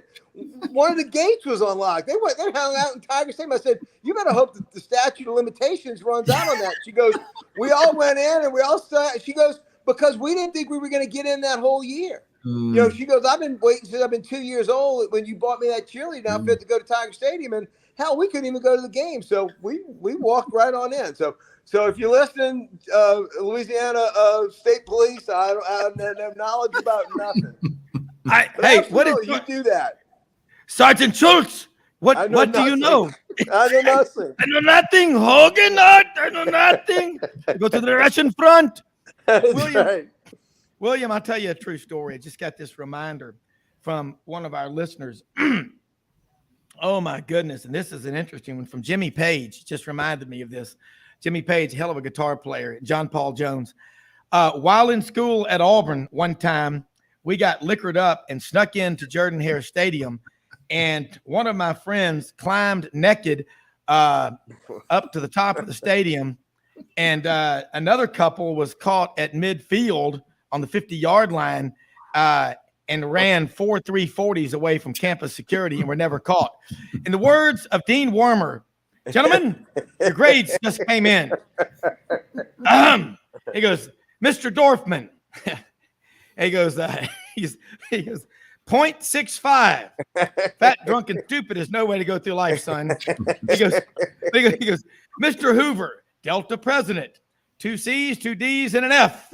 A 1.62 grade point average. A fine example you said. He goes, Daniel Simpson Day has no grade point average. All classes incomplete. He goes, Mr. Blutarski, 0.00. Gentlemen, I hope you'll all know that I've notified your local draft boards that you're all eligible and fit for military service.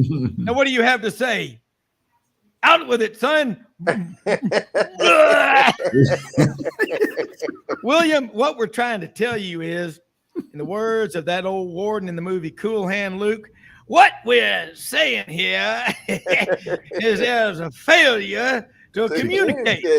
You know, remember the movie Christmas Town when the Burgermeister decreed there would be no more Christmas, no more fun of any kind? Let me tell you something.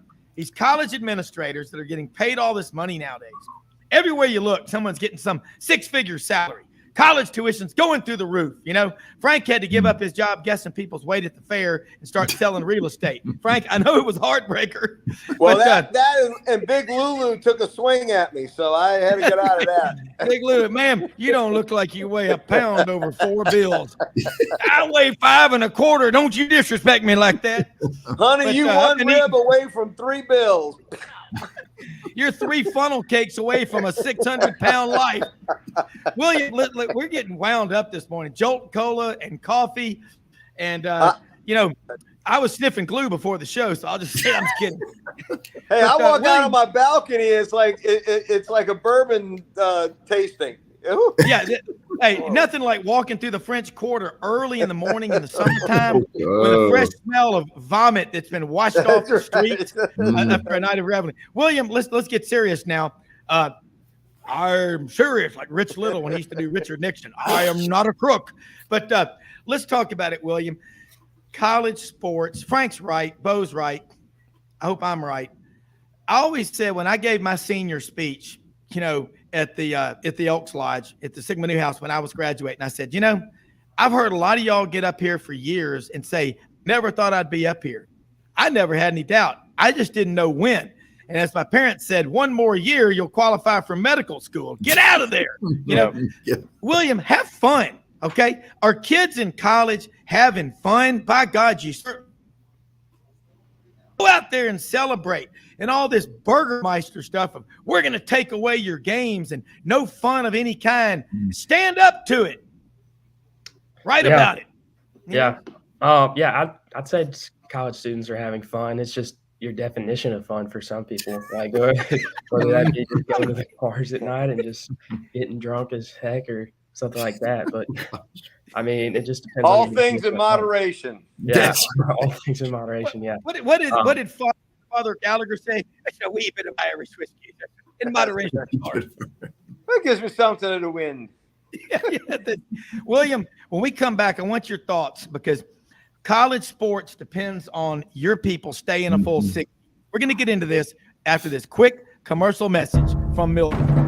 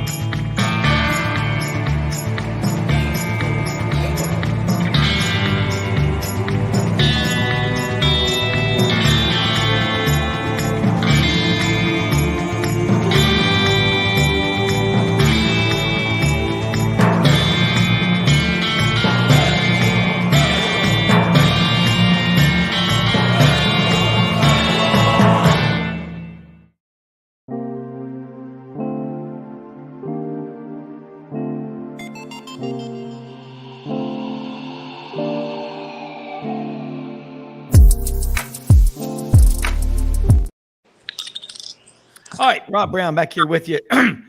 Frank Duffy in there exercising, of course, in between. William Halliday, Bo Carter, Rob Browne with you. Let me say something about, of course, last year we had the Ed Murphy Track Classic, and we're going to have it again this year. But the Murphy Pole Vault Clinic, middle and high school athletics, Saturday, April 29th, Kirby High School in Memphis. Free pole vault clinic, coaching by Memphis Pole Vault Club, Puma giveaways, food, beverages, guest coaches, and a DJ. This is going to be really cool, sponsored by a number of people, including First Horizon, Puma, and Memphis Track. The Ed Murphy Track Classic last year was unbelievable. They had on Beale Street, Bubba, your dad, William, your dad, Bubba knows Eddie. This is an awesome event, guys. Last year they had somebody on Beale Street doing the pole vault. It was packed. I mean, you can't get a crowd like that unless B.B. King would have been alive out there playing Miss Lucille. But unbelievable. And we're going to have more stuff. We're going to get Eddie on. I've known Eddie and like your dad since kindergarten. And we will be on there. We will be having a lot more to talk about track and field, the insurance policy for every sport that you play. And it doesn't matter what you do. But, William, let's get to it. We hear over and over, pull yourself up a little bit. You've become Honey, I Shrunk the Kids. Okay. But, let me say this. People say, oh, these young kids today, they can't sit there for 60 minutes. They can't do. Yeah, they can.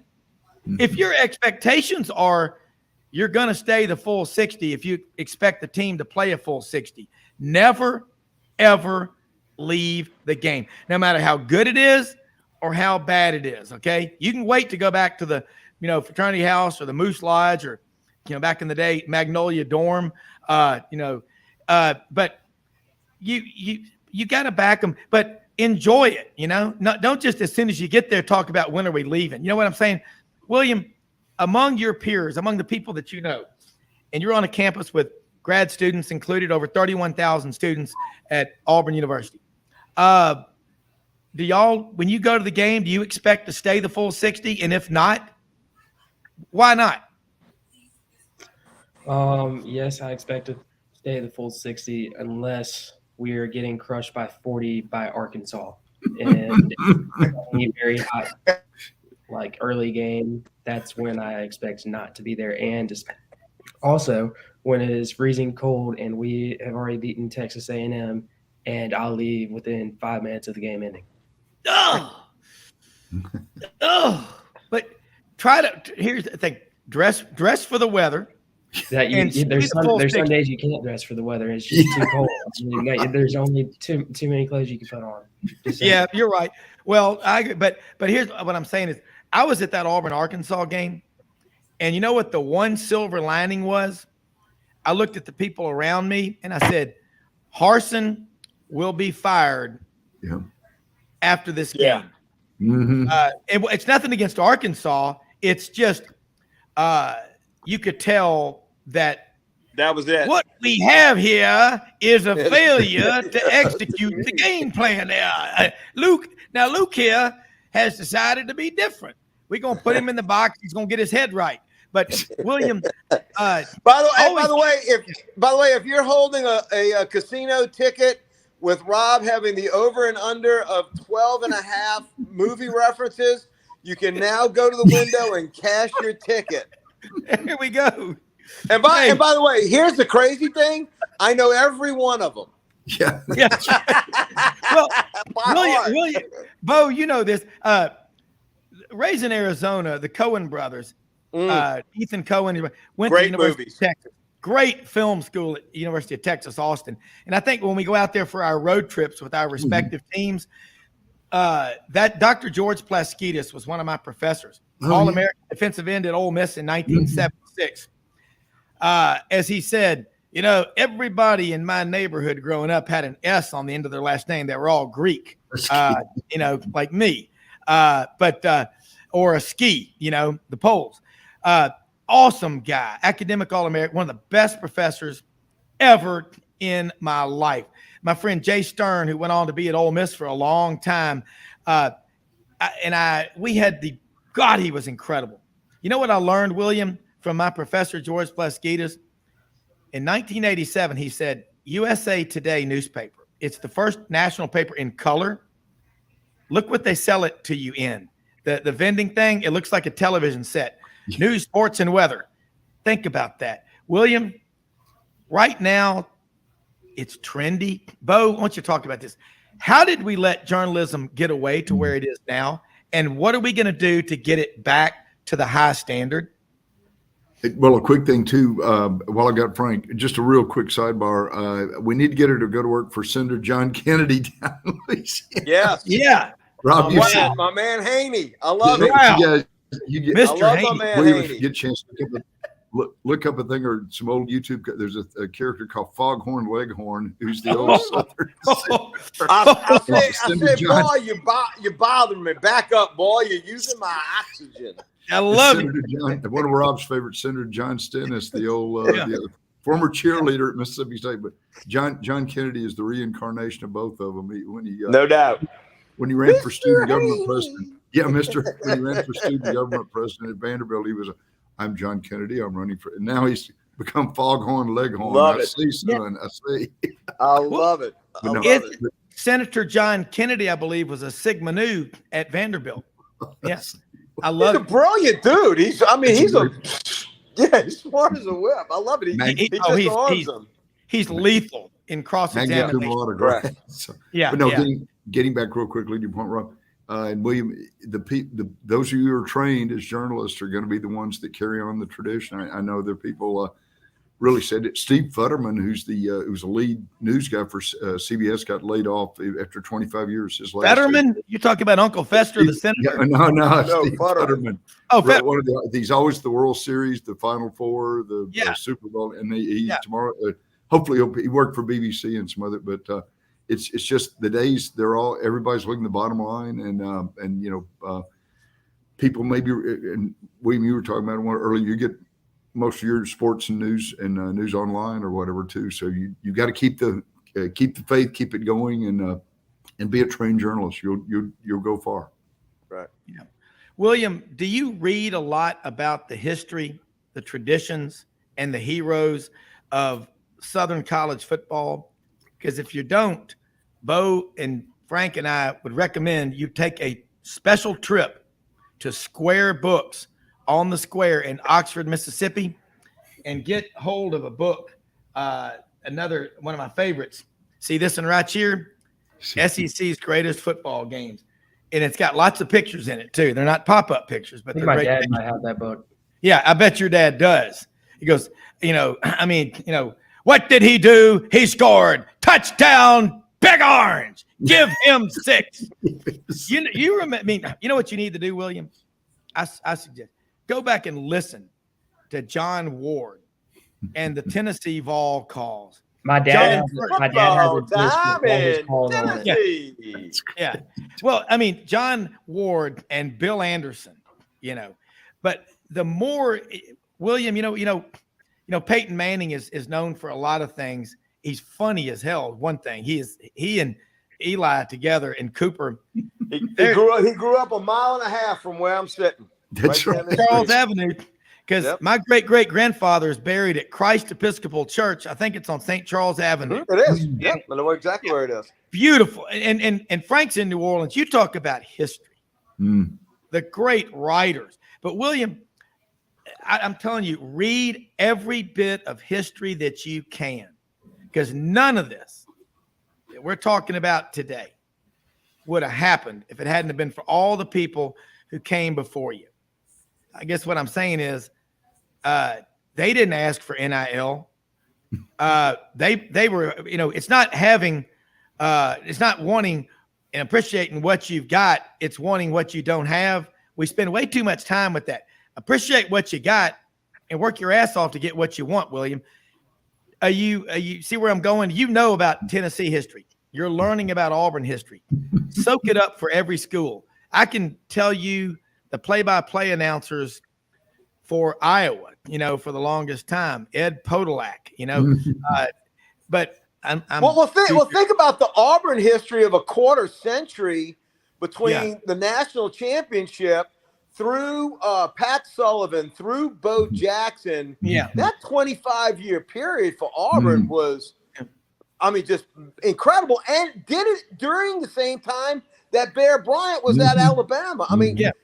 Look at that contrast. Study those two programs, their announcers. That was a fascinating time. That 25 years, man, there's a lot of going on in Alabama football in the state of Alabama. Yeah. And William, the more you know about the history of all these schools, instead of saying, I hate this school, you start to appreciate them is what I'm saying. William, what books give me 2 books that you've read in the last 3 months besides school books? But your parents will be happy if you say school books. Bubba, he told me he studies 8 hours a day after he leaves mass. They're mainly 2 faith-based books by a writer named Tim Keller from New York. But I've read 2 of his books. I can't remember the names of them, but those are 2 books I've recently read. Good. Yeah. Well, you know what? I just think Frank and Bo would agree. In the Army, in basic training, in 13 weeks' time, you'll typically get about 10 hours of Army history. God only knows what they're teaching them today, but I digress.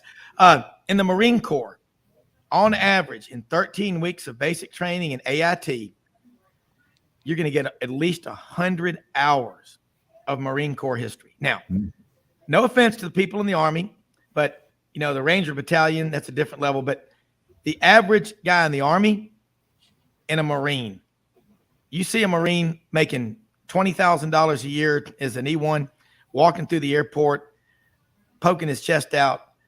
Honestly, who has more pride?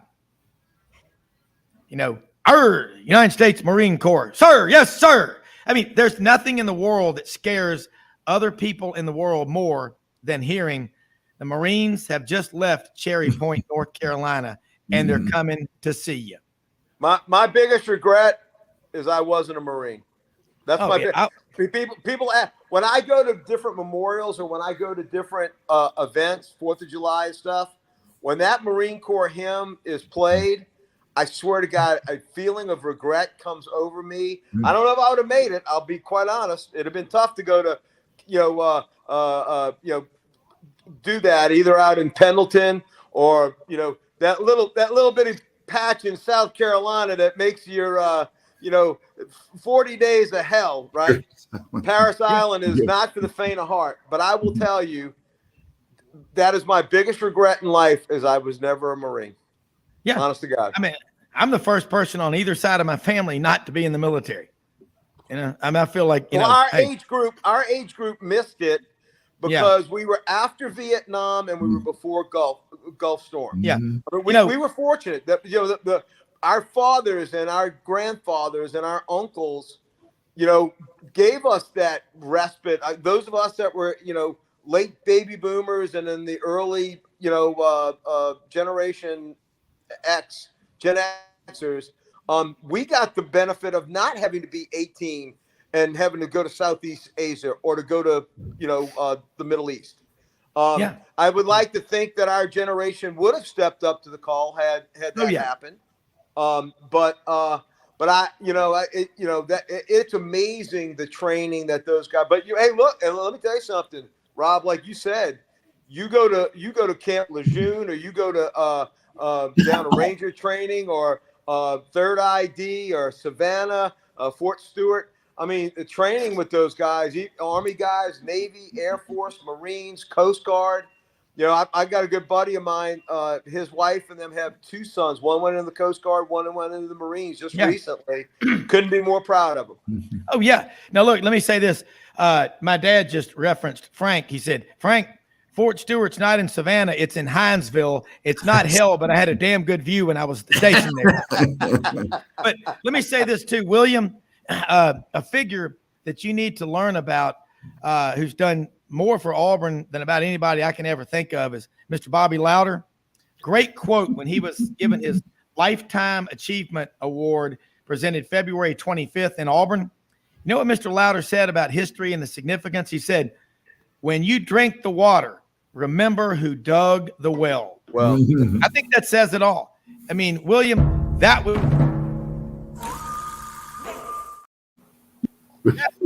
a story. Hold on a second. Mildred, what do we do?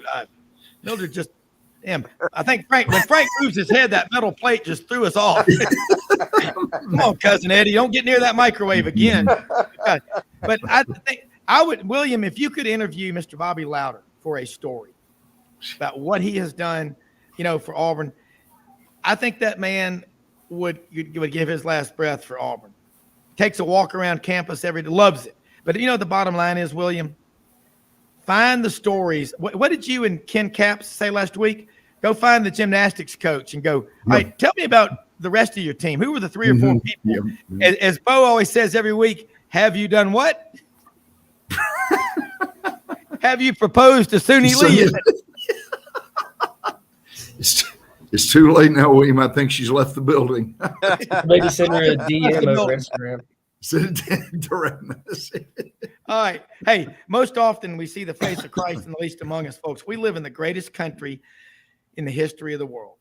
And Frank and Bo and I all will tell you this, William. We're not trying to preach to you, but just say this. You know what? We have high expectations for you, just like your mom and dad do, and everybody around you. Don't keep listening. Junk in, junk out. Positive in, positive out. You are the children of a mighty successful group. I grew up in my generation. Our idols were Pope John Paul II, Ronald Reagan. I mean, come on, man. Jonathan Winters for comedy. It doesn't get any better than that. But the more you know about history, the more fun you have, and the more you understand where we are. But again, if you're going to drink the water, remember who dug the well. And that's a great quote. Frank, I'm looking in behind you. Are you at the Prada in Madrid? The art gallery? You know where I am? I am at my apartment here in the French Quarter. Again, we're 307 or 8 years old as a city, and this is the oldest apartment complex in America, the Pontalba building, which flanked Jackson Square. This room, look at that mantel fireplace. I mean, it's just, wow. It's incredible. So this room that I'm sitting in right now was built in 1840, and that's history. You talking about history? That's history.